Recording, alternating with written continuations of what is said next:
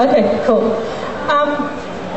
Two questions, briefly, hopefully. No, this is the first one I've ever done sober. Excellent. And not hungover. And also. Sorry. Both of you, are there any storylines that you would have liked to have seen that didn't happen, or ideas that you would have liked to have put forward that didn't happen? And sort of on that note, do either of you read fan fiction?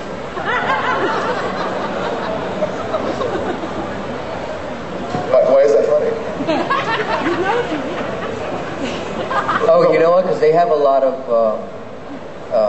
like raunchy, very kind of inappropriate pairings in the fan fiction.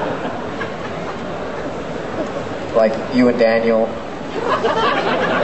Me and Daniel what? What? Fuzzies. Oh no. Yeah. Not the fuzzies. No, we're not going there. The seal and the polar bear.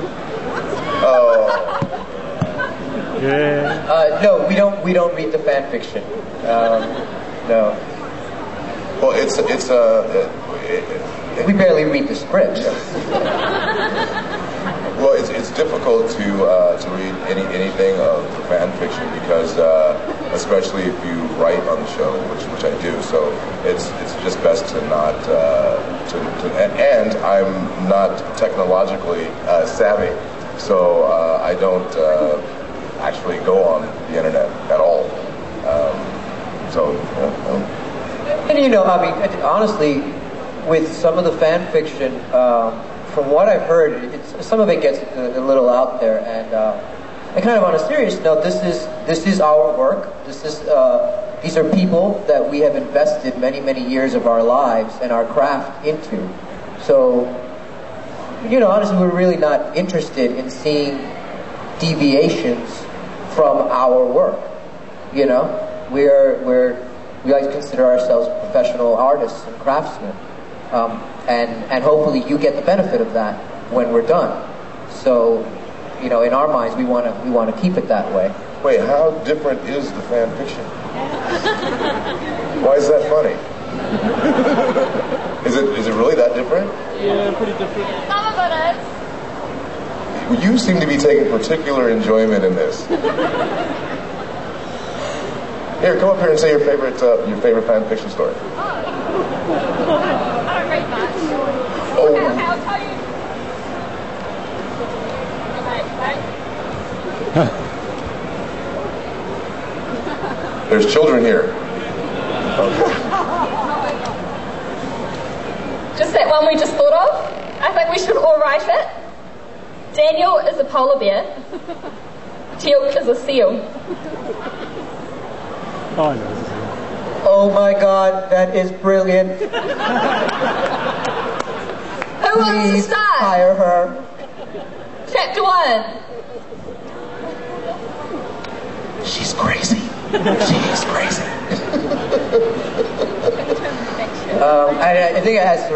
But it's a fan. Are there real like SG1 like real like actual stories like that you? Yeah.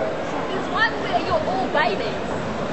Okay, well that's not a real SG1 episode. Some are normal, okay. Oh, okay. Some Well, are very... there's also the novels, which, you know, I think if I'm going to read anything but the scripts, I'd go into the novels, because when I first met Peter DeLuise, we were having lunch together, and he's got this look on his face, like he's just so happy to meet me, so happy. And I didn't really understand why, you know, I was like, okay, well this is very cool, and I was happy to meet him too. But he was really gushing over the top. And then midway through it, I realized that he's off on this whole other tangent where he's regaling me with stories of all of these epic things that I did in the novels that I had never read. That I did, and Scarra was so cool in the novels. So I probably would have enjoyed following those storylines if we had gotten the chance. I would have liked to have seen Star grow up a little bit. But as it was, we had my schedule was really hectic, and that was part of the reason why I didn't do the show more often, because I was also doing Touched by an Angel at the same time. So I was flying back and forth between both shows, and that really worked out well for me personally. But that's why we didn't get a chance to really invest in those stories, and they really had to go on with the SG-1 team, which was far more important.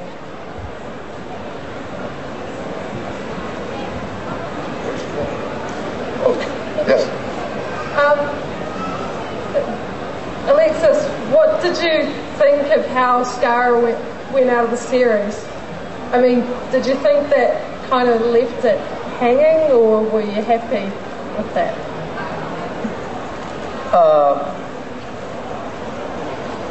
No, I was happy with it. I was satisfied with it.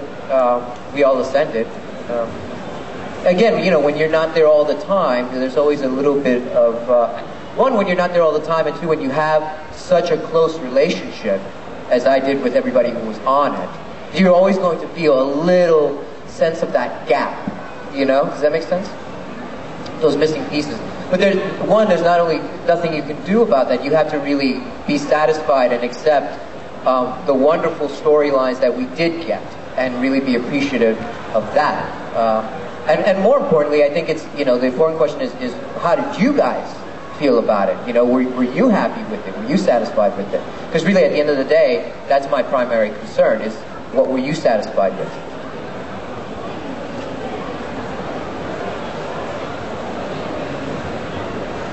So, you guys have a pretty perfect image. So, how do you guys keep so fit?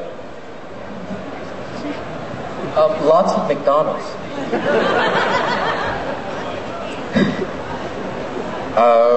I just wear shirts that are too small for me.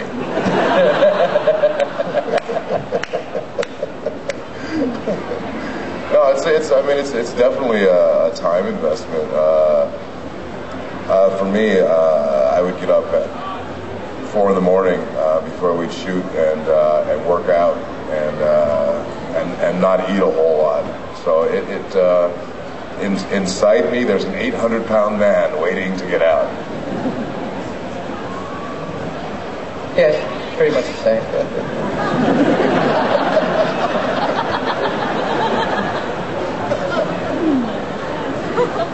You okay in there?